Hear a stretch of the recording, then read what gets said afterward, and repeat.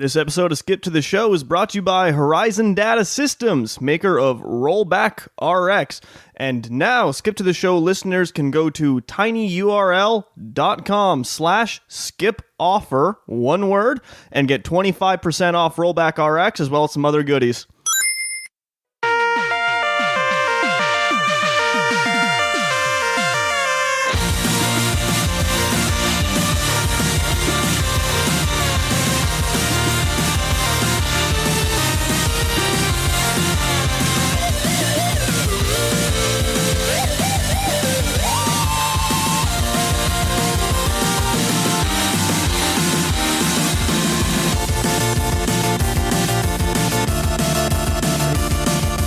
Ready? Okay. Oh, the microphones are on. All right. Welcome back to Skip to the Show. I don't think I told you that's what the show is called, but that's what the show is called. This is episode 3, if I'm not mistaken. I kind of record these out of order most of the time. But So have you done 4 and 5 already? Fuck no. No, I think this is 3. Pretty sure this is 3. Anyways, I am your host, Justin, the webmaster and grand wizard of skiptothescore.com, who is joining me for this episode. I am Derek. I don't know much. I'm just a small town boy, but I'm here in Thunder Bay, living life. Joining the show for the first episode. It's weird. I can't say we have like normal hosts because I'm the only one who's been on more than one episode so far. Everybody just cycles through, eh? Well, the plan was I think Peter and Clinton signed on to be like regular occurrences. And we did the first episode together, and then they fucking moved. Yeah, assholes. So I had to do the second episode by myself, and fuck that. I'm not doing that again. Yeah, just an hour of Justin Rob. Anyways, we are not recording this in the usual kitchen studio. We are in Derek's living room studio. I think you'd call this the dining room. So, I mean, the living room's attached to it, though. Yeah, that's true. Whatever. Anyways, so the topic for this week, you may have noticed the episode is going to be called Forgotten Franchises, which has a very nice ring to it. And basically, to date the show a little bit, E3 2016 has wrapped up. It was a good E3. Don't know if you watched any of it. I didn't. Oh, I'm going to have to fill you in on some stuff then. But one of the things I noticed watching E3 there, especially with Bethesda, is they brought back a couple of old franchises and are giving them new entries, most notably Quake. There's a new Quake game coming out next year. I'm not a Quake guy. I don't know who asked for that, but it wasn't me. Whatever. Fuck it. Whatever. It's happening, eh? I suppose so. There's a new Quake game coming out. There's a new Prey, which I don't know if that counts as a franchise because there was only one. I guess. Still, number 2, right? At the same time, in the last few years, Bethesda, they brought back Doom earlier this year as well. Doom is great, by the way. Yeah, Doom was good. They brought back Doom. They brought back Wolfenstein before that. They kind of confirmed the new Wolfenstein. But in general, there was a lot of talk of old shit making a comeback. So what I want to look at today is some other game franchises that they should bring those back, maybe. Maybe. So you and I, we both came up with some ideas for it and haven't really talked about them at all. So maybe there's going to be some overlap here. Don't really know. But I kind of laid it out as I'm considering game franchises as like there's more than one game in the series. They are generally regarded as being not terrible. They have some kind of fan base. Like there's people who would buy them if there was another one. And some are like 6 or 7, 8 years since the last entry in the series. I mean, long enough that you could consider that it might have been forgotten by the mainstream, so to speak. And I don't want to get ahead of myself and spoil anything, but there's a lot of Nintendo games on this list. Yeah, that's what I was thinking too. I was like, throwing back to the old, like, Mario, stuff like that. Yeah. Okay, so, since most people probably turned off the episode by now, I want to, really, really front load this. I'm going to start with the big one, the number one. This is, when I thought of this idea, this was what came to mind. F-Zero. F-Zero, eh? F-Zero, bitch. So, I think I've mentioned on the show before, but I will go on record right now for all eternity, because this will never leave the internet. I think F-Zero GX is the best racing game ever made. Really? I think you're going to go on record and say that. Yes, absolutely. So many people are angry right now. Probably not. Oh, well. Someone has to listen to this to be angry about it. That's true. That's true. But, yeah, okay, so F-Zero, I'm just going to run it down a little bit. Have you played any of it? I haven't played it in a long time. It's, forgotten for me. But, oh, perfect. Yeah. Okay, so The original F-Zero, as it was just called F-Zero, was released on the Super Nintendo in 1991. 1991 in America. I don't know if it came out earlier than that in Japan. I don't really care. Sorry, but Yeah. You weren't in Japan in 91. yeah, I was. I mean, I wasn't alive in 91. Exactly. Don't want to date myself. But okay, yeah. So came out on the Super Nintendo in 91, and I'm gonna have to make up some knowledge here. I believe it predates Mario Kart. If I'm not mistaken, I think it does. I think they're the same year, but I think it came out beforehand. In any case, they would have been developed sort of within each other. But it was one of the first things to make use of Mode 7. Are you aware of Mode 7? I don't know what Mode 7 Oh, fucking. is. Another lesson, eh? Okay, so you played original Mario Kart? Oh, absolutely. Okay, so Mode 7 was, and I'm gonna like butcher the explanation because I don't know like the technical specifics of it, but it was their way of like panning a camera at an angle over a 2D environment to make it seem 3D. So that's so when you get like the view you get from the original Mario Kart, or even when you do like the map swing in Link to the Past, it's Mode 7. So all that is like it's using camera trickery to make you think that things are 3D. That makes sense? Yeah. A similar kind of thing was used for Mario Kart 64 because like those are very clearly 2D sprites. Yeah. Right? Absolutely. Same idea. So it was one of the first things to really do that. So when that came out at the time, it was like this, like the most 3D thing that had ever happened up until that point. Up until that, you never really got a sense of like depth because almost everything was like a side scroller or top down. But now you had both, and it was a racing game. You could go fast. Rocket cars. What's not to love? Exactly. What's not to love? So that was the first one. By all accounts, very well received. It was very big in Japan. So that's when Japan got a few F-Zero games we never did. They got the TV show. They got a TV show. Oh yeah, they did. Well, it's an anime basically. Oh. All I know about it, I've never watched it, but all I know is that the show ends with Captain Falcon punching a bad guy so hard he destroys the galaxy. So, like, if I'm in. Fucking Yeah, it's worth watching. get I in. guess, eh? Yeah, fuck. So, it says one on. So there was only one on Super Nintendo, and there was actually quite a big gap between that one and the next one that would happen. So that was 91. Again, I'm gonna estimate my dates. It's either 1999 or 2000 was the next one. It was F-Zero X, which was the N64 version. So since that was later in the N64 lifespan compared You're to looking Mario, at close to a decade already by then, eh? but compared to Mario Kart 64, like we said, 64 was the same kind of Mode 7-ish sort of thing. It was a 3D environment, but you're using 2D sprites as the characters. Right. F-Zero X, all 3D models. And then this is when they really started getting into what I loved about F-Zero GX, which was it's not a kart racer. There's no items, right? It's like the whole point of this game is speed. It's the fastest game. Like You don't have to be the smartest. You have to be the fastest game series there. So Yeah. like you really started getting a feel for that in X, and that was also racing games. It was the first one where the tracks themselves would be three-dimensional. So there's one track where like the track is just a cylinder, and you drive on the outside of it. So you can go underneath the track and shit, right? Like no one had done that before. Tremendous. From there, you went on. There was one on the Game Boy Advance. I think it was GP Legend. No. GP Legend was the second one. I remember what the first one was called, but there was one on the Game Boy Advance, which was essentially a port of the original. Whatever. I never played it. And then you get, in 2003, you get F-Zero GX, AX, and GP Legend all in the same year. So they were just pumping them out then. Yeah, well, so GP Legend was a Game Boy Advance game that had like a story mode and everything. Actually, I have it on my phone right now. I run it in an emulator. It's impossible to play without actual buttons, but it's like Captain Falcon doing dialogue and stuff. Yeah. It's like an RPG almost. It's great. But GX and AX are essentially the same game, except GX, GameCube X was a GameCube game. AX was an arcade game. And I know AX had a little bit of a limited run in North America. It's primarily a Japanese thing.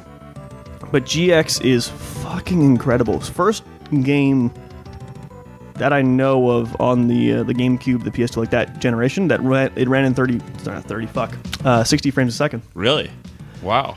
And that was a thing. In It's like 2003. 2003. And that's when you get like the real sense of speed, because it's also insanely pretty. Like it looks prettier than any Wii game that's out. 2003. 60 frames a second. That's impressive. And again, it's just like ludicrous speed, very nice environments, like driving all over 3D tracks.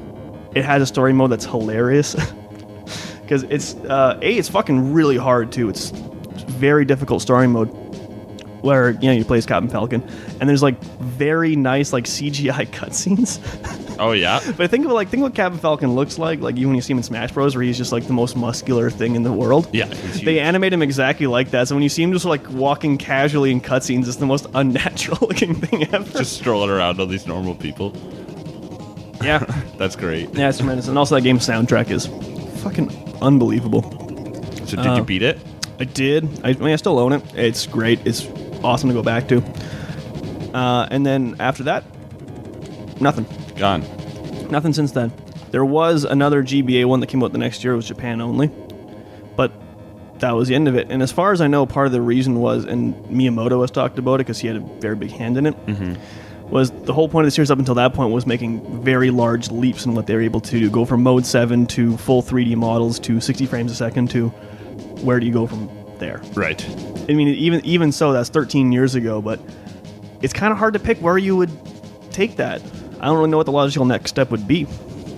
But, yeah, that was F-Zero. F-Zero's great. I miss F-Zero.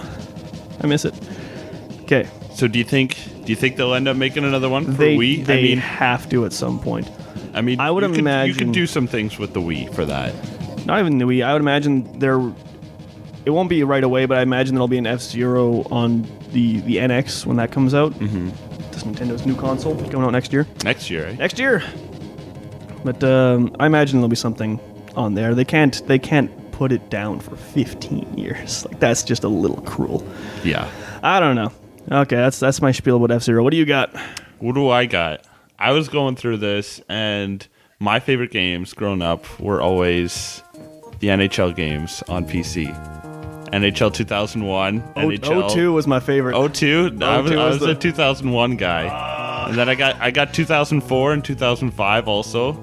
They were good, but just not the same, and then it was done. 2005, I believe, is the last time they ever did it on PC, and they haven't touched it ever since. And it's disappointing. I think so. I mean, it does still exist on console, but I think it's either 05 or 06 is when they stopped bothering with PC. Mm-hmm. Actually, a big part of that is EA owns the license. Right. And I think it just came down to like not enough people are buying this compared to the console, so we're not going to bother producing separate discs. But no one buys fucking PC games on discs anymore. Exactly. That's why now. And you build the game on a PC to begin with. So like things like Steam, like you could just put out something on Steam, charge $20. They would put it on Origin, yeah, and they would charge way more for it. I know, but like Pricks. it's so good. It was so good, and I know everyone loved it, but it's not there anymore. I mean, I do still have O2, not on this computer. I have it on my other one. And then I have been playing quite a bit of NHL 06 on the PS2. Oh, really? Nice. Spinorama. Nice. Yeah. Every time. Yeah, same move. Yeah. Yeah, no, it'd be nice to see at least those come back to PC. Yeah, for sure. Okay, I'm going to move on. Next one. I did these in sort of no real particular order. So the Nintendo stuff is sort of dispersed throughout. Because I don't want to, like, only do Nintendo stuff for the first half hour and then have nothing good for the rest of the show. Exactly. So I'm moving on to another bit of a heavy one, though. I don't know if you have any experience with these games at all. Jak and Daxter. Jak and Daxter. I don't think so. Never played one? No. Oh, you're missing out. So it's a Sony franchise. Have you heard of Naughty Dog? I have. Yeah, yes. It's what they did before they started making Uncharted games. Okay.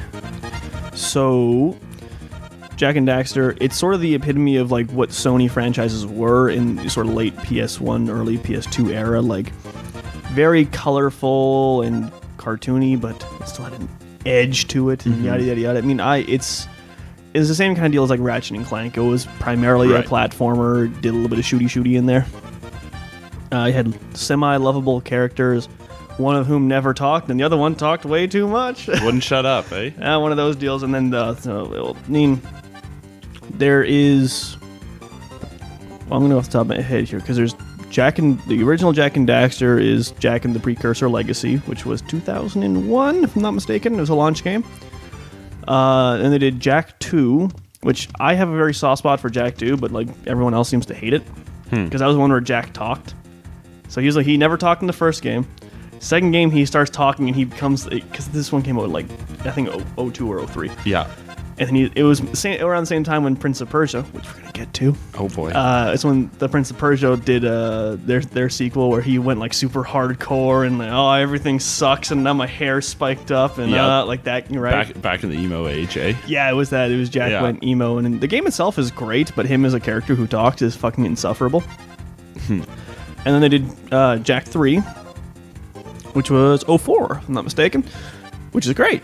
They kept Jak talking in that one, although we took a backseat to Daxter again, and it was way more of the first kind of style. It's like not everything is so serious, and very, very fun game. Then that was sort of the end of the canonical stuff for that series in 2004.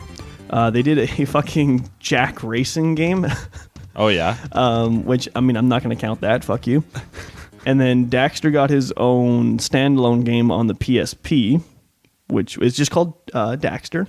It was really good, actually. Really? And they did the same kind of thing with, I mentioned Ratchet and Clank. They did the same kind of thing with them, actually. It was when the PSP launched. They did two of the launch games were just Daxter. Daxter gets a solo game. It's a Jak and Daxter game without Jak. It's still a platformer and yada, yada, yada. Yeah.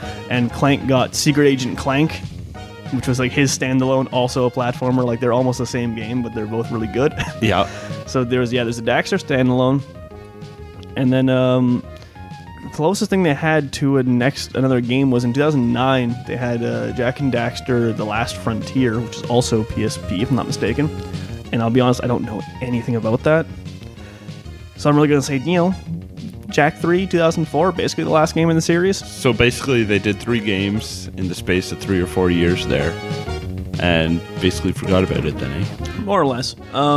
This is the time, too, when Sony was still really trying to compete with Nintendo. Right. And they're doing the same kind of thing Sega did, where they needed their Mario, right? Right. So, I mean, Sonic is the closest anyone's ever gotten to that. Sonic was good. Was he, though? Pre-1997, Sonic was great. Yeah. Everything after that is fucking terrible. No, when I was a little kid, he was good playing on the Sega. I don't want to start lifting content from the Sonic episode that's going to happen. Okay, I'm sorry. There's got to be one. If you're a gaming podcast, you need an episode of how Sonic is terrible. It's like a tradition. But it started out so good. It's true, but yeah, so they're looking for their sort of flagship franchise. Right. And they had a bunch of them. And they're all really good, actually. I'm a big fan of some of the Sony stuff they did. But nothing was just to Mario level, though. I mean, right. That's just the way it worked out. Like, Jak and Daxter's great, but that was never a Mario level franchise. Ratchet and Clank was great.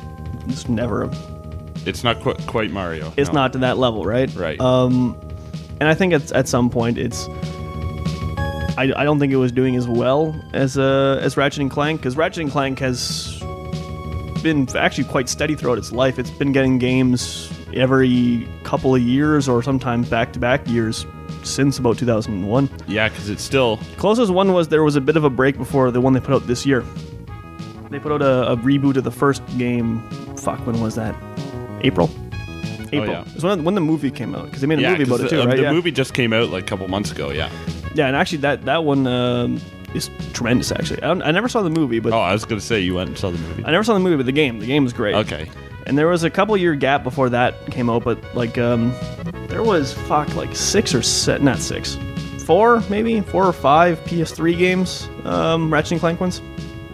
And they're all quite good. Like, but same thing, it was never an amazing franchise. Like if you averaged out like the scores of every Ratchet and Clank game, it's a 72% basically. Like they're all good, but none of them are just amazing. Slightly over mediocre. Yeah, and that's kind of the story of like Sony as a first party publisher. Yeah. Microsoft too, sort of. But Jak and Daxter, like there's not enough kind of platformers like that anymore. I think it's starting to come back around with indie games, but you never really get first party sort of shit like that these days. Mm-hmm. Oh wait, speaking of platformers, I'm going to move on to my next one here because it's a great segue. What's this? Crash Bandicoot. I was gonna do that one. Yeah. Okay, so I'm gonna fill you in on this because you didn't watch any E3 stuff. So during Sony's press conference, where all they're doing is just showing like sizzle reels. There wasn't really any talking, Yeah. which is good because I hate when they bring out like, here's the developer who doesn't know how to talk to people. We're going to give him a live microphone in front of several thousand reporters and just watch him fail. The guy's great on computer, but he can't do anything with people. Eh? That's the story of a lot of press conferences. Actually, this year was Ubisoft conference. Well, it was it was so long, but they got Aisha Tyler to host it again. Oh, yeah. She's done the last few of them. You know, Lana from Archer. Who is Lana in real life? She's huge. And it's great because they still bring out like the developers, and they have like, oh, here's this Japanese guy who worked on this game, and he comes out and he's like a foot and a half shorter than her. Like it's always fun to watch. And then That's great. Sony had a couple of good, like they got Kevin Butler to do one of their press conferences when he was their spokesperson for a while, but this year there wasn't really an MC. It was just kind of like roll a trailer, someone's gonna come out and be like, this is this game, it comes out here, it's gonna be great. Shutting down next trailer, show like it was some highlights. It was move just on. rapid fire. It was tremendous. That's kind of cool. And then one of the ones that they had, I can't remember the guy's name now, but he came out and he's like, oh, I want to talk to you about something else we have planned. And like the screen behind him goes to like, some nice beach setting. And they have like a shadow of him. And then his shadow turns into the silhouette of Crash. And everyone's like, yeah! Like Finally. Thunderous ovation. Yeah. And then he says, we're going to do an HD remaster of Crash 1, 2, and 3. Oh, nice. And then he's going to be a playable character in Skylanders. That's it, fuck off. And then just the room went silent. I was like, fuck you, we wanted a new Crash game. Damn it, we wanted more. There's already, I believe, with these new ones that have come out next year, I mean, those are remasters, but I think those are going to wind up being the third or fourth re-releases of the original games. It's like, for fuck's sakes, you can't make a new one. But yeah, like, closest thing till end of the Crash series, because there's a bunch of shitty spin-offs and racing games, and nowadays he is alive and floundering in mobile games. But Mind Over Mutant, Crash Bandicoot Mind Over Mutant was in 2008, and it was terrible, and no one liked it, and it sold like balls. And that's why they haven't done anything since. But prior to that, really the last one before that was Crash of the Titans, which was 06, maybe, or 05. But again, it's like, that should be a good indicator when at the E3 conference, when you put up a silhouette of Crash Bandicoot, a character who has not mattered in over 10 years, and you get like up until that point of the conference, it was the largest reaction you got out of the crowd. And you normally never even get that at E3 because the crowds for press conferences are like reporters. Yeah, they don't care. It's a lot of them do care, but at the same time, it's like, because the internet's an awful place. Yep. Is a lot of them, I know I was listening to Laser Time, and they were talking about this, is like, as a reporter, you don't want to be seen like, cheering super hard or like marking out for something, because then people are going to be like, oh, you're biased. Yeah. I mean, that's kind of that's what a lot of that is. So, but even from that audience to get that kind of response at the thought of a new Crash Bandicoot game, to just fucking wipe that away, fuck off, you're not getting it. Yeah, there's obviously a ton of interest. Yeah, that should be an indicator that there is probably an audience for this. People would buy. Would buy. It was good. I never played a lot of the old Crash games. Actually, this is where for it to get a little sad. I don't think I would actually play another one, because I did like the originals, but the only time I played them was when I was a kid, and I was a young and sickly child in the hospital, and the hospital had a PS1, and I played Crash 1 and 2 in the hospital. So it's like, it was great for the time when I was there, but like looking back on it, it's like I don't want to replay them because it's just, not the best. It's not going to bring back some good memories. Exactly. I don't know. I mean, Crash has its fans. I'm sure they'll be happy. Yeah, it was it was a fun game. I definitely played Crash 4. I don't know if I'd go out and buy it, but if someone had it, oh, for sure. Oh yeah. All right. What else you got? What else I got? The next game, another PC one, the Age of Empires series. Ooh, that's a good one. I know Age of Empires 2, I spent way too many hours playing Age of Empires 2. And then Age of Empires 3 came out, and nobody really liked it. Nobody really did anything. That was in 2005, and not much has happened since. Yeah. I have one friend on Steam. I'm not going to name him. But when I joined Steam, 5 years ago now, or something, he was on Steam. He owned one game. It was Age of Empires 2. Yep. And then some say, to this very day, on a full moon, you can log on to Steam and find him still playing that. On Steam, I have, I believe, 2 games. Age of Empires 2 and Age of Empires 2: The Forgotten, the expansion pack they just came out with. I have like 200. The Steam sale's going on right now. Don't judge me. It happens. Yeah, I gotta kind of profess my ignorance because I never played Age of Empires. No 2. way. I never did. I've never been a big RTS fan at all. Like the closest I'll get to it is I would have Civ 5. Oh yeah. I'll fuck with Civ 5 and Civ 4, but I don't know. I can't really get into much else of it. No, that's too bad. It was a good series, and there were so many spin-offs right away. Like there were your Civilization, Age of Mythologies, all kinds of these spin-offs, but none were quite as good as Age of Empires, and then it just kind of died off after Age of Empires 3 came out in 2005. There's just kind of been nothing. Oh, I know. I'm so sad. Hurts me to this day. Okay, I think we can talk about one more before we'll go to a break. So, I'm gonna try and pick one I think you might have played.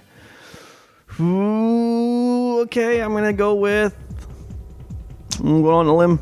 Turok. You struck out. Ah, fuck. Damn it, son of a bitch. Okay. I'll have to breeze through this then. So, Turok. Most known as just Turok, a dinosaur hunter on the N64. Came a little bit after GoldenEye, but it was the N64 variety of first-person shooter that would go on to be the only the only kind that mattered. Yeah. And you shot dinosaurs, essentially. And I don't really know how to describe it. It's like you're just shooting dinosaurs the whole game with various weapons, and there's a story. It's fucking great, trust me. It's Turok. Original Turok, yeah, it's still, it's an N64 game, but it's still well worth going back and playing now, I find. Mm-hmm. I used to own the fucking strategy guide for it, and I didn't even own Turok. I don't know how I had the strategy guide, but I did, and I used to just read it. Just because you could. Oh, why not, man? So I eventually went back and I played it later in life, and it's quite fun. I like it a lot. But yeah, so there was original Turok and N64. And then the only other real thing you got out of that series was they tried to reboot it in 2005. For the GameCube? No, for the Xbox 360. Really? And it didn't work. And they tried again in 2008, and it didn't work. That's disappointing. And it should be, and I didn't include it on the list because I found they were probably a little too closely related, but also I've seen people calling for when's there going to be a new Dino Crisis game? Turok and Dino, they're the same thing to me, sort of. Just in general, dinosaur games. Where are they? Yeah. Where are they? And they are extinct. And fucking great pun. Oh, shit. But Turok in general, it's an easy formula. You shoot dinosaurs with fun weapons. I mean, it shouldn't nothing complicated about that. It shouldn't be too hard to make that work, and especially now, like I said, at a time when reboots of franchises are, working more and more and more. Like, even just look back at, I'm going to say look back because it's fucking new. Look at Doom that came out this year. Mm-hmm. If you made a Doom-style version of Turok, I'm fucking in. Here is my $70. Just I played the shit out of that. Absolutely. Yeah, 100%. Absolutely. Okay. I'm not going to get much else out of you for fucking Turok, but... No. Anyways, okay, so we'll throw to a quick break, and when we come back, we're going to talk about... fuck it, we'll talk about some more Nintendo shit, I guess. I like that. Oh, you would, you bitch. Yeah. Let's fucking go!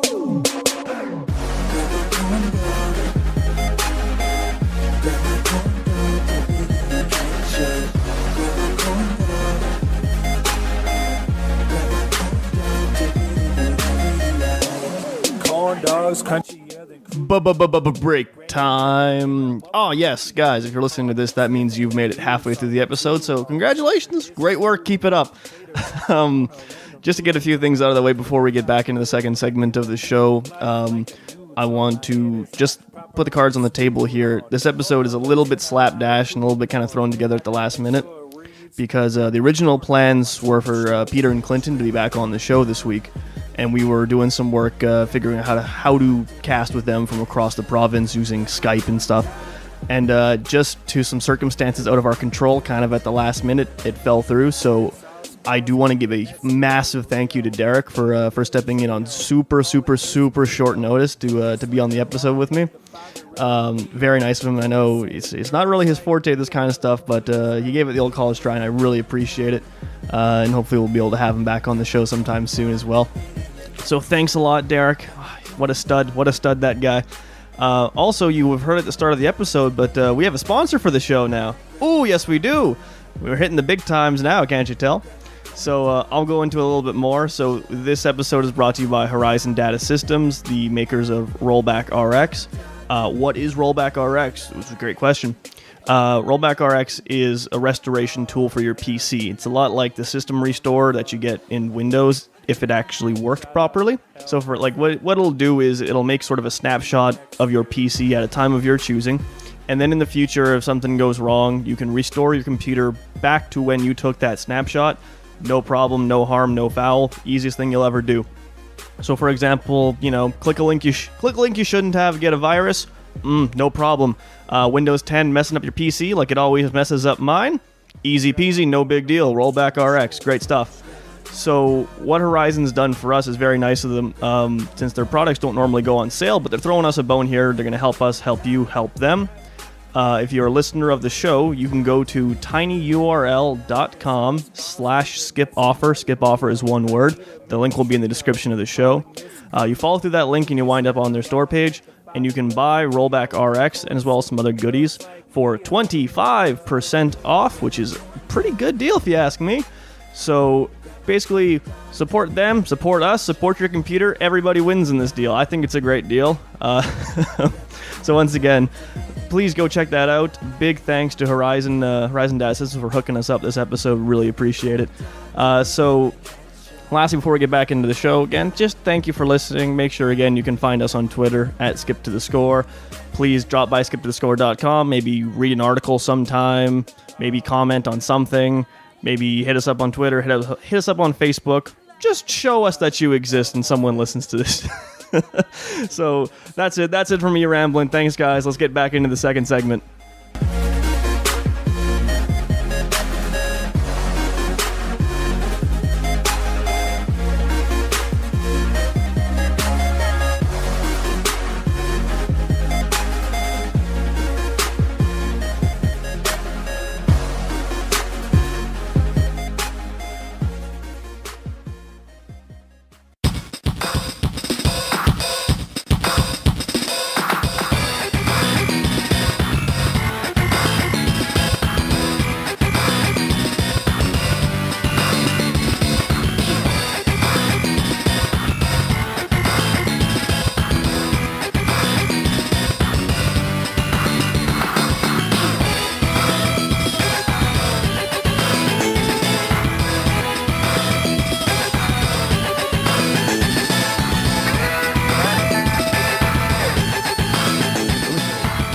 Would not mind monetizing my podcast. Wait, what's that? No, nothing.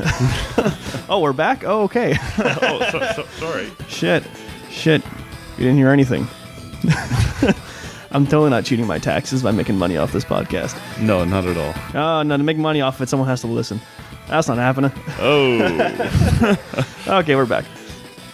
So, got a few more I want to talk about a little bit. So, one of the ones I brought up earlier, but it invoked the strongest reaction out of you, so I'm going to go right to that one. Prince of Persia. Yes. Mm-hmm. Did you ever see the shitty movie? I think I did, yeah. It was shitty. It was bad. People were excited. I remember people were very excited. I don't want to be mean, but I knew some people who were like, "Oh, it looks good." And no, it didn't turn out. If I'm going to plug my own shit a little bit, I did recently on the website skiptothescore.com. I wrote up a small scorecard for the Warcraft movie. It was based on World of Warcraft, basically. It's terrible. I gave it 1.5 out of 5. Ooh, that's not good. And that's maybe higher than it probably should have got. But that movie's awful. I was looking at the trailers. It did not look good. It looks it was terrible. And one of the things I said about, the one kind thing I said about it in there is, for what it's worth, at least when compared to like other movies based off of games, it tried to be different. Like it was ambitious at least. That's something. And that's one of my biggest complaints when it comes to like game movies, especially Prince of Persia. It's like you watch it and you can tell everyone's at like 40% effort. Yeah. Like no one really cares. I heard nice things about the Ratchet and Clank movie. I'll have to watch that at some point. Yeah, you know what? I saw trailers for that one too, and it looked a little better. But that's like all I saw was I was reading reviews about it, and there's a whole bunch of because it's a movie based on a game, so I feel like you're the game press, and I don't want to like call out any publications, IGN. Well, like they all fucking hated it, and they were giving it like 20%, you know, 2 out of 5, and you know, all this kind of shit. Yeah. And their big complaint was like, "Oh, it's for kids." It's like, well, yeah, the game that's is who for it was kids. always for. Yeah.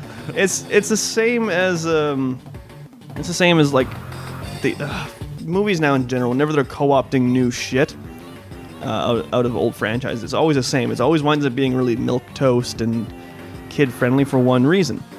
You are appealing to the people who liked this 20 years ago, who now have kids who will bring their kids to see it.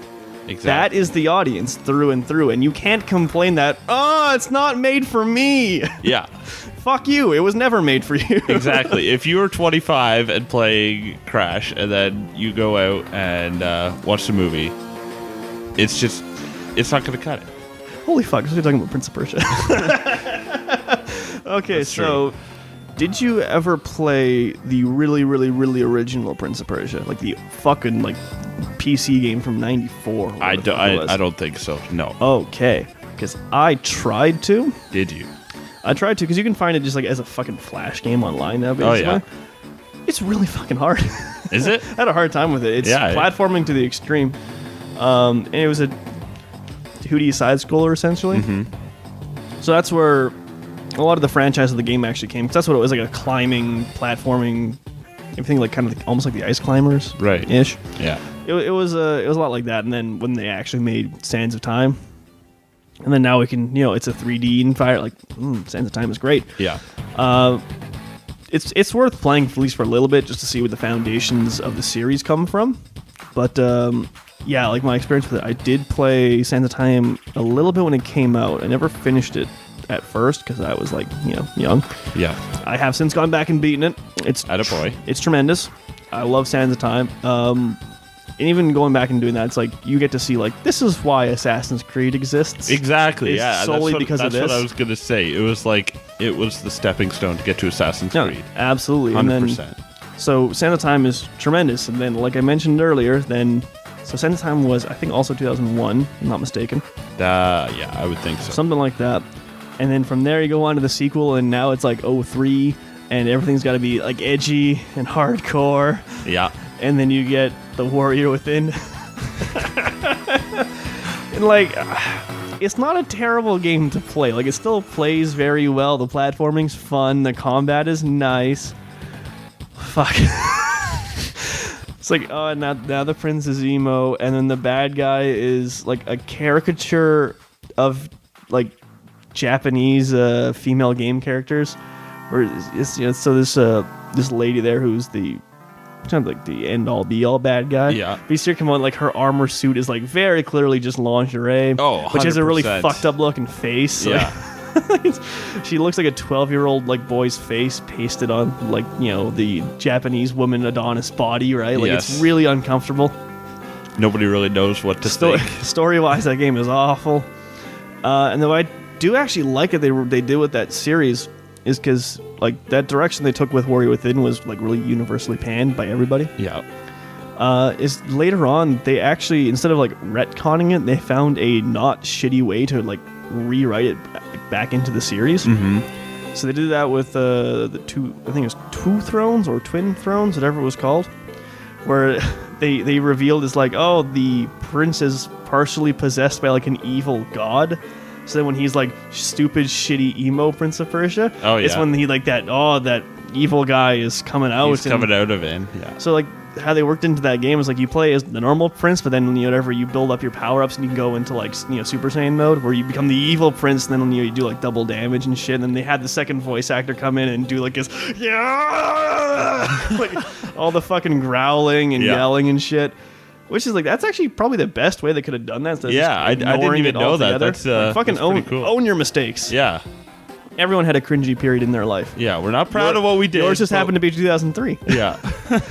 But so as far as I know, Twin Thrones or Two Thrones, whatever it's called, was the last one for a little bit, and they did a sort of a reboot-ish of the series in 2008, which was just called Prince of Persia. Starred Nolan North as the titular prince. Nice. And this one is the one that really lands on this list for me because there has been another Prince of Persia game since in 2010 that was part of the original. Yeah, I thought there was line of things. one Forgotten Sands. Yeah. Forgotten Sands, which was literally made to tie in with the movie. Yeah.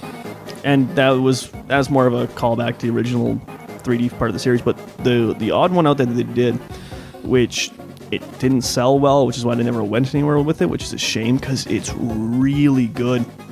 It's actually do you have a PS3 here? I don't know. Oh, darn it, guys. Look behind me, and now I feel silly. Yeah, you should. We have a GameCube, we have an N64, we have Xbox 360, but no PlayStation. I'll have to lend you some stuff so you can play. 'Cause I have it on PS3. It's really good. They went very out of left field with the art style. It's like that vaguely cel-shaded, like it. There's not a lot of shadows or anything, so it'll always look good. It's very bright. Like crisp. make it very bright with like a tiny bit of like cartoon to it, like cel shading, almost like a Skyward Sword, that sort of dealio, where there's no real focus on textures looking pretty because it's more of an art style. So then the game will never look ugly as a result. Which is good. There's something to be said about that. Which that came out in 2008, and I still play it every once in a while, and it still looks tremendous. Yeah. And that one is like a way higher focus on platforming. That game's about 90% platforming, like 10% combat, sort of. It's weird. It's really weird out left field take on the series, but I think it's the best game in it. And Nolan North is like, I love Nolan North. Big fan, eh? Do you know who Nolan North is? I don't. Oh, okay, perfect. I'm sorry. This is when I wish I had a soundboard, because there was an old Talk Radar clip, which is a great podcast, may it rest in peace, where they did a Nolan North quizorama, because Nolan North, he's like the guy for voice acting. Like, think of any important video game voice acting role for the last 8 or 9 years. I was going to say Mario, but that's not... 80% chance is probably Nolan North doing the voice. Really? And most of the time he just does the same voice for everything. But he's a very good actor, so you can't complain. So like Nathan Drake, Nolan North. The Penguin in Arkham City, Nolan North. Really? Which that's him doing a different voice runs. Desmond Miles in Assassin's Creed, like, until he died. Spoilers. Yeah. That's Nolan North. The guy from Dark Void, no one played that game. It's Nolan North. Like, he does it. It's like Morgan Freeman. He's in everything. Deadpool in the Deadpool game. Oh, really? Nolan North. Yeah, Deadpool. Also he's been doing the animated, like Deadpool as in part of animated series and stuff forever. Yeah. He also which one is it? Not in like the new shitty movies, but in cartoons and video games, he is one of the Ninja Turtles and has been for like 15 years. Oh, really? I want to say he's. I want to say in the day. I want to say he's Donatello probably. He's one of them. Huh. He's one of the Ninja Turtles, and then there's one more big Nolan North voice I'm missing here that I wanted to bring up because it's important and vaguely funny. Fuck. I remember now. So, Saints Row 3 and 4. Actually, I think it was more 4. Okay, so in 3, one of like the voice settings for your character was Nolan North. Like, it's just the Nolan North voice, right? Yeah. When they get to 4, and this is when it's like a parody of how he's in everything. It's cooled down now. Now it's Troy Baker who's in everything, which is also great. I love Troy Baker. It's like of your voice settings, there was like, standard, I am the main character voice. Yeah. There was a very clear Jason Statham knockoff voice, which is great. And there was a voice literally just called Nolan North. And it's Nolan North. That's awesome. But like is Nolan North being the Prince of Persia and just talking in his normal voice, which is Nathan Drake. Yeah. Which makes it infinitely more fun. Oh, 100%. Yeah, that game That's is funny. terrific, and I'm sad that never went anywhere. I wanted something to really come of that take on the series. It was really interesting. Could have really grown, eh? Fucking could have, man. And same thing. Like I guess that movie really killed it, and I don't think Prince of Persia is going to come back, at least not for a few more years. Which I can't argue with. You know what? Like, Assassin's Creed became really big, and I think really took the place. I can't. Let's see if that Assassin's Creed movie kills that franchise. It might. Assassin's Creed, at least as far as I'm concerned, is already on the way downhill. Oh, 100% it is. It used to be. It went from you got 5 years ago. You got one huge. good game every 2 years to you got one game every year, and now you get like 2 games every year. Right. Like I'll be honest, I have lost track of how many Assassin's Creed games there are. I don't know. So I know there was. Okay, so 1 is okay. Yeah. Great at the time and hasn't aged very well. 2 is still the best one. Fuck off. 2 is great. Then there was Brotherhood, which was just like it's still fun to play, but it's just 2. It was big at the time. You've added more content to 2. Yeah. Revelations, which I never beat, but it's Assassin's Creed 2, but in a different city now. Yeah. Cool. 3, which I did not like. It was a good concept. I'll give it a pat on the back for that. But the problem is so you're doing it around the time of Confederation in Boston. I guess the 1700s, right? It was kind of cool. It's a nice concept, but then where it really suffered for me is this whole game is based on climbing, and it's the 1700s in Boston. There is nothing to climb. Oh, exactly. Yeah. So yeah, 3 wasn't great. 4 was very good. Mm-hmm. I love 4. 4 is tremendous. PC port's still a bit shit, but 4 was very good. Then Unity, which was awful.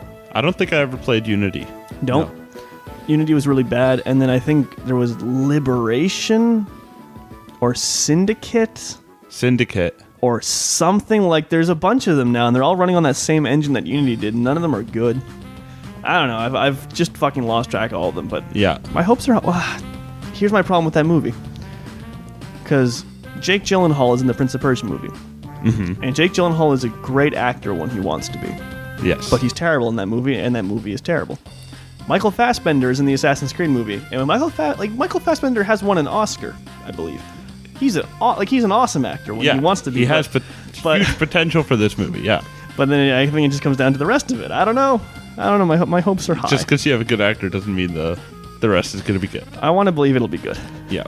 I can dream. Yeah. Holy shit, we talk way too much about movies. Yeah, I know. Now we've just talked about Assassin's Creed for too long. Okay, so it's okay. We'll get back into some Nintendo shit. I can sling some more mud at them. Let's do it. So I did mention this to you while we were on break, and I think it counts. And it's one of the more sad ones. Metroid. Yeah, that's sad. Okay, so no one's listening at this point, anyways. But maybe there is one person who's going to start furiously typing Metroid's still great. Other M was tremendous. It wasn't. You're wrong. You are wrong. So we will read the comments, but so you're right. I'm assuming I don't have to run through the history of Metroid with you. No. Cool. Saves us a lot of time. Actually, yes. No, we should be filling time. Damn it. Do it. But yeah. So all that really matters if we're gonna kind of trace the history from when it starts counting. So Metroid Prime. Mm-hmm. Metroid Prime is amazing. It's one of the best games ever, and it's a fact, Jack. You can take that to the bank. No, I'm serious. Metroid Prime is one of the best games of all time.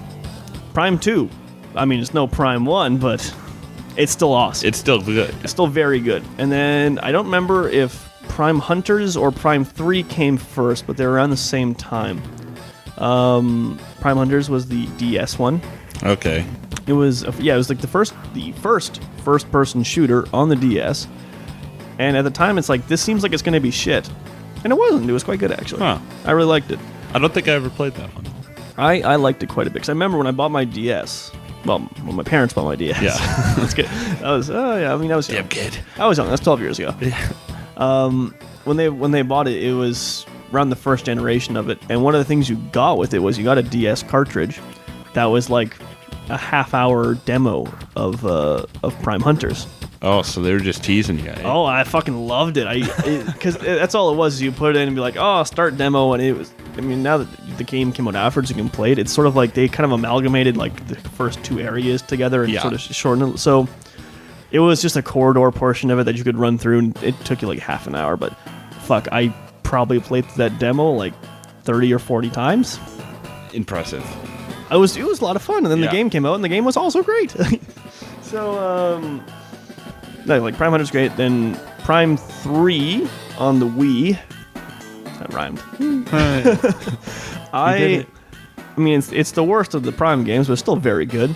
It's the best first-person shooter to come out on the Wii. Fucking fact.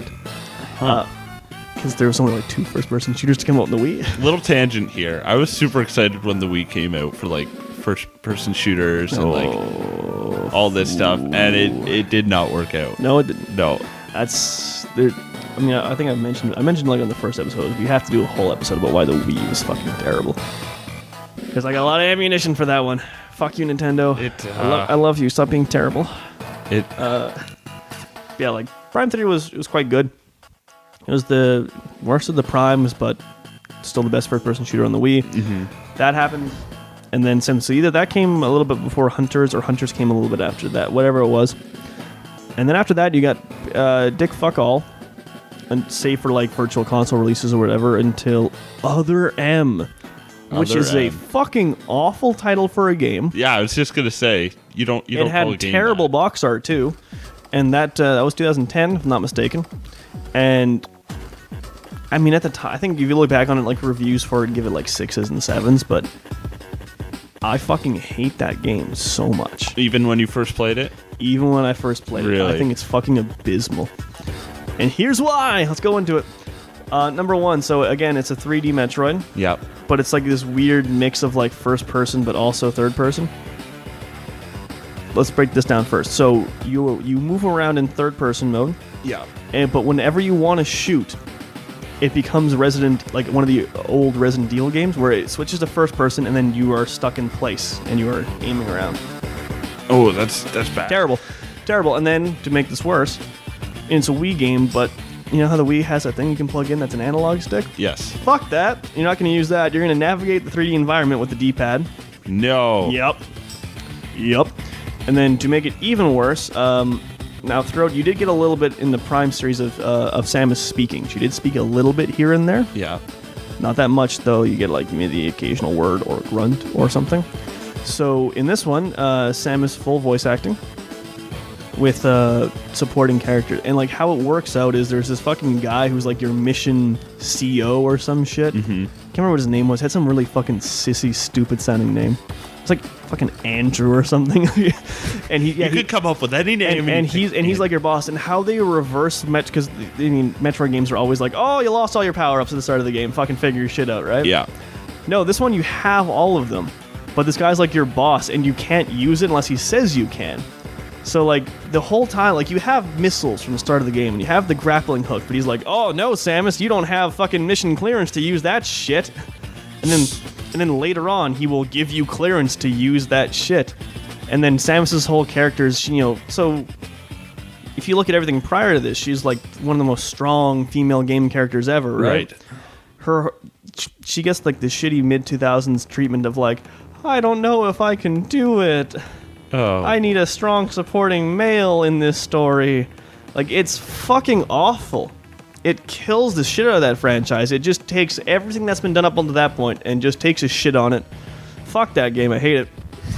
Fuck it. I think that game is awful. I cannot say enough negative things about it. Fuck that game. Get rid of it. 2010 was the last Metroid game, and it was a terrible one. So the last real good Metroid game was whenever Prime 3 came out, which I want to say was 2007. 2007? Maybe 2006. No, it would have been 07. Yeah, it would have been 07. So now there is another Metroid game coming out this year on the 3DS. It's Metroid Prime Command or something like that. It's I told you, but it's a 3DS game that doesn't have Samus in it. So fuck you, that doesn't count. No, it doesn't count, 100%. Fuck you, doesn't count. Yeah. So Metroid is still... Metroid, come back. We lost you. Come back, Samus. We lost. I miss you. Okay, so... I'm going to get really sad talking about Metroid more. Now... I'll just bring this up really quick because some people might be expecting it. Half-Life 3, am I right? Oh my goodness, that game's never gonna happen. Fuck you. All right, moving on. That was fun. I don't want to talk about Half-Life because fuck that shit. It's so overdone at this point. Like, let it go. It's not happening. And even if it did happen, you would be disappointed. Yep. So, you've just been propping it up just to be disappointed.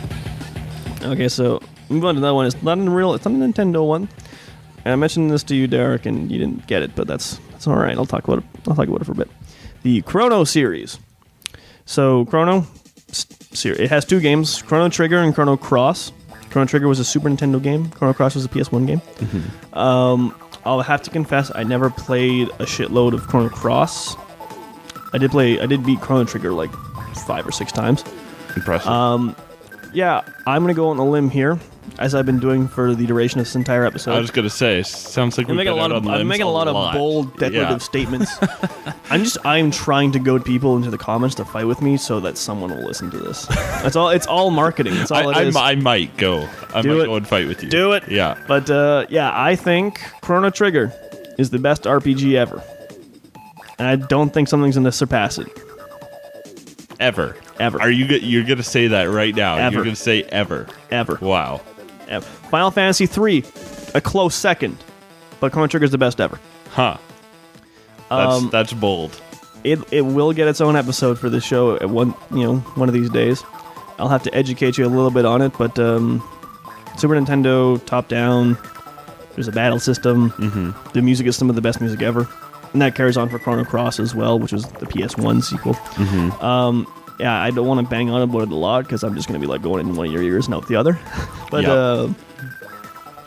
But it's all around. They're incredible games. If anyone's listening who listened to the last episode, I did play one of the Chrono Trigger songs. Mm-hmm. I did. Just because the soundtrack's great? Well, the last episode was a music episode.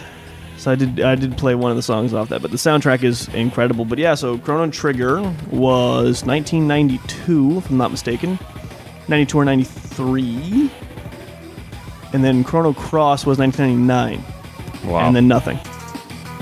17 years, eh? Fucking do something with it. 17, I don't know, man. 17 years is a long time. I mean... I was 5. 17 years. 5. I mean, it's not a Nintendo franchise. Like, Nintendo doesn't own it. So it's hard to say where it would go, because really it's up to, like, Square at this point. Mm-hmm. And I don't think they're going to fuck with it because Final Fantasy is their flagship. Like, there's 1,000 Final Fantasy games coming out this year alone. Actually, no. There's one every day. All seriousness, I am very excited for Final Fantasy 17. But I think that's a little bit of his... Don't want to steal any of Final Fantasy's thunder or, like, allocate resources away from it that could be used for an FF game that they think would sell better. It is a little sad, but at the same time, though, like, as far as you... browsing storyline, it got wrapped up quite well in Chrono Cross, so I don't know where you could go from it, or even just like fuck you, just give me like an HD remake or something. Just give me something. You just need it. Give me something. Fuck. I want it. But Dad, I want it. Okay. Do you have any more? Not that I know of right now. I had another one for Xbox that I was thinking of, but I don't remember it anymore. Xbox games. No one plays those. I know. And I don't want to talk about E3, but this is exciting news, at least for me. So Microsoft, there's no more Xbox exclusives anymore. Really? Everything will also be released on PC. Really? That's Microsoft just trying to get everybody onto the just trying to get PC. Someone to buy their shit. Yeah, exactly. They announced a new console as well, so everyone's got a new console coming out next year. I'll buy none of them, but actually that's not true. So like the new Xbox. There's gonna be a new Xbox. PS. It's called the Xbox is codenamed Project Scorpio. There is gonna be another PlayStation of some kind. PlayStation 5 or it's codenamed the Neo. So I mean, I imagine it's gonna be in the same vein of what the new Xbox is gonna be, because the new Xbox is gonna be like the Xbox 1.5. Yeah. It's slightly upgraded, and so like it'll be able to do VR, but probably shittily. Actually, no, it's great because I'm a PC Master Race fucking asshole. So they like were vaguely mentioning like the specs that they know of for this new Xbox that's coming out. They're like, oh, it'll be able to do VR and 4K, and then here's me sitting in the back. Actually, no, I was watching this press conference at work actually. Because this is when we were going to go on strike, and I didn't, So I wasn't going to do any fucking work. No, Fuck that. So I was just not. watching press conferences at my desk, and I was just sitting back in my chair and like, oh, it'll do 4K VR, and I'm just leaning back at 10 frames a second. So fuck yeah. I mean, there's that, and then there's been rumblings about the Neo, same deal. It's like, oh, it'll be 4K at no frames a second, and whatnot. And then the NX, which is Nintendo's console, which like fuck all is not about that one. But that's what I'm most excited about because I'm gonna have to buy it for a Zelda game. Oh, obviously, that's as much as I'm willing to go for consoles these days. But anyways. So yeah, like that, their Xbox is getting its shit kicked in, especially by the PS4. So they're like, yeah, fuck it, we can't afford to alienate PC gamers anymore who hate us. Here, take Gears of War, you can have it. You can have it. And then I'm like, no, I don't want it. There's also a new Gears of War game. There's another one. It looks. You know what? I was never a fan. I mean, I don't want to do a shitload of this on the show. I can talk to you about E3 afterwards. I can give you the rundown, but yeah. Anyways, so. Fucking Xboxes. Okay, so I'm missing on one more big one we should talk about. Banjo-Kazooie. Or Banjo-Tooie, or Banjo-3E. Actually, no, they did nuts and bolts, so it would be Banjo-4E at this point. I like Banjo-Tooie, yeah. So, and I think it's fair that you could hold out hope for a new Banjo game. Yeah? Because Rare is not doing garbage anymore. They okay, so Banjo-Kazooie made by Rare Studios. They also made GoldenEye and Perfect Dark, and any non-Nintendo N64 game worth playing. Tremendous. Have they done anything recently? Oh, okay, we're gonna get into that. Okay. So they made all that stuff, and they've made Donkey Kong Country. Donkey Kong, I love those games. Yeah, like Rare as a Nintendo in-house studio was tremendous. Yeah. And then after, like, when the GameCube, that era came around, they got sold to Microsoft. And their Microsoft stint initially included trying to do a Perfect Dark reboot that was mediocre at best, eh? And then they did another Banjo-Kazooie game, Banjo-Kazooie Nuts and Bolts, in 2009. It was, I guess. Yeah. It was fine. And then they spent a long time making awful Kinect games. Like Kinect Sports, right? Oh, yeah. That was Rare. Which is like, that's so sad. That's how far they fell. But at least now it looks like... Fuck, I have to bring up E3 again. God damn it. They showed off a game at the Microsoft conference at E3. They're making it's a pirate game called Sea of Thieves. And it's like... Remember earlier I discussed like the Prince of Persia, like the vaguely...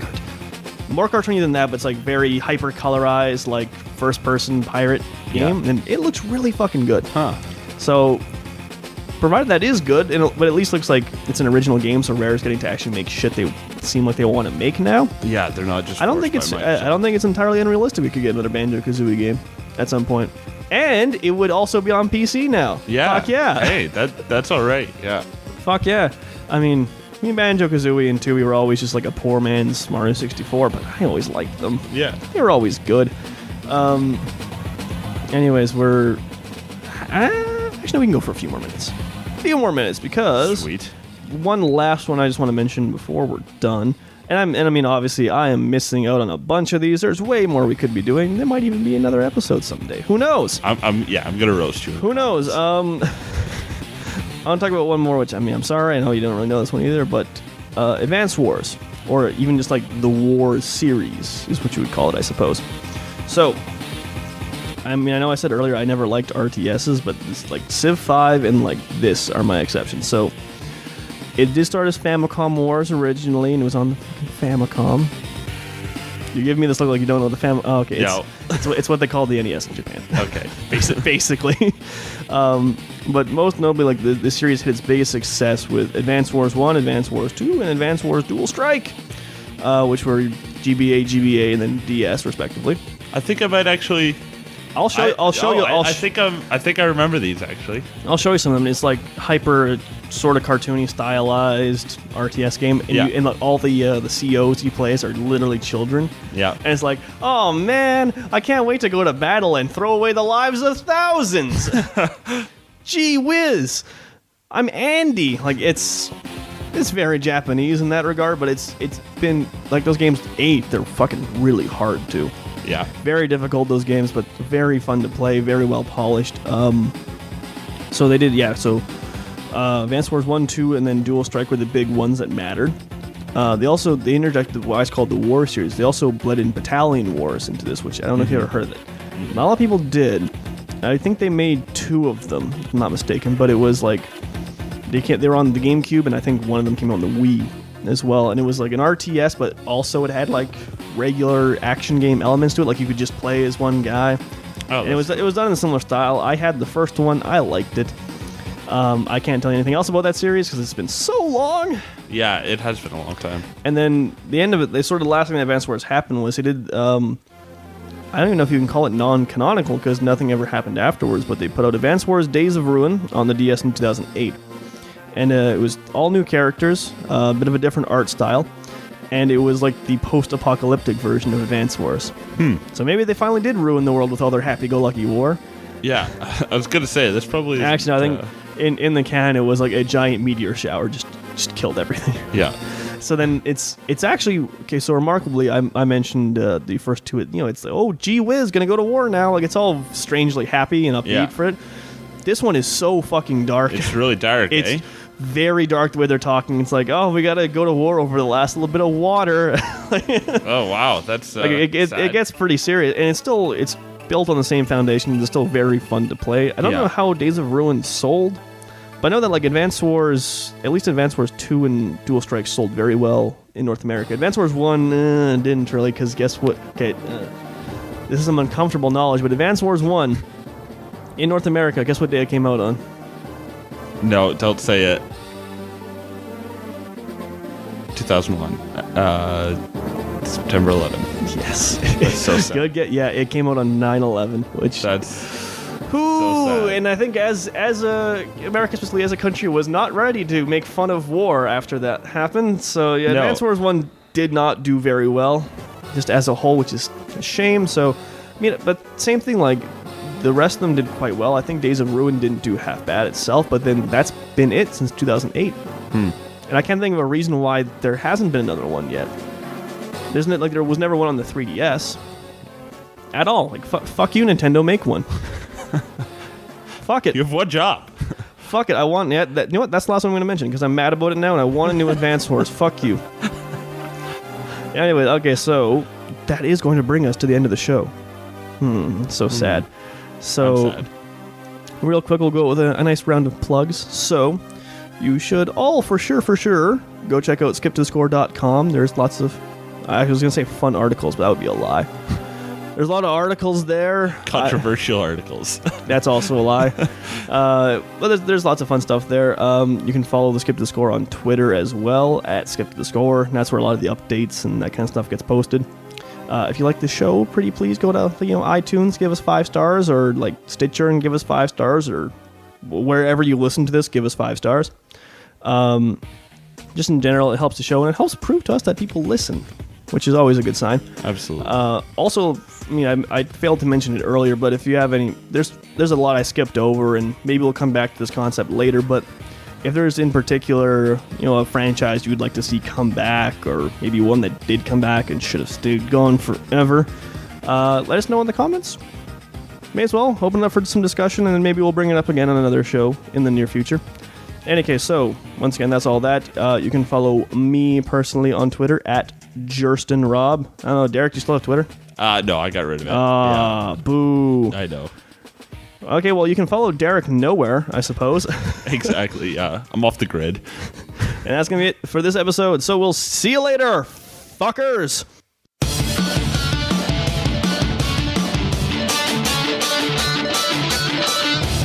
In this world, you've got to be strong. You've got to fight to keep